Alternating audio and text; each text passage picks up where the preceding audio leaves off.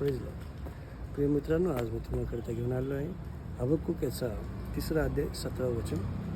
अंजिराचे झाड न फुलले, द्राक्षाच्या वेलीस फळ न आले, जैतुनाचे उत्पन्न बुडाले, शेतात धान्य न पिकले, मेनवाड्यातले कळप नाहीसे झाले व गोठ्यात गुरेढोरे न उरले, तरी मला परमेश्वराच्या ठाई हर्ष पावेन. मला तारण देणाऱ्या देवाविषयी मी उल्हास करेन. प्रभू परमेश्वर माझे सामर्थ्य आहे. तो माझे पाय हरणाच्या पायांसाठी करीतो.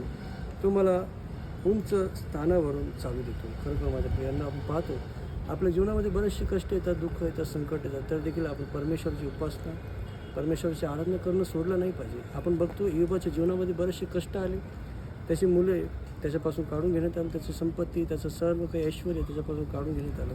शेवटी त्याच्या शरीरावर देखील सर्व प्रकारचे फोड आले, त्याला त्रास झाला, त्याने देखील त्याने परमेश्वराची उपासना आराधना करणं सोडलं नाही. योब त्याच्या पहिल्या अध्यायाच्या 21व्या वचनामध्ये म्हणतो, मी मातेच्या उदरातून नग्न आलो आणि तसाच जेथून नग्न आलो तेथे परत जावायचं आहे.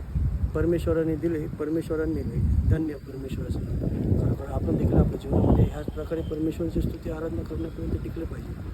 आपल्या जीवनामध्ये देखील कष्ट येतील, संकट येतील, दुःख येतील, परंतु आपण परमेश्वराला अंतर न देता त्याच्या स्तुती आराधनेमध्ये सदोदित रममान असलं पाहिजे. मी आशा करतो हे वचन तुमच्या जीवनामध्ये कार्य करून. आमेन.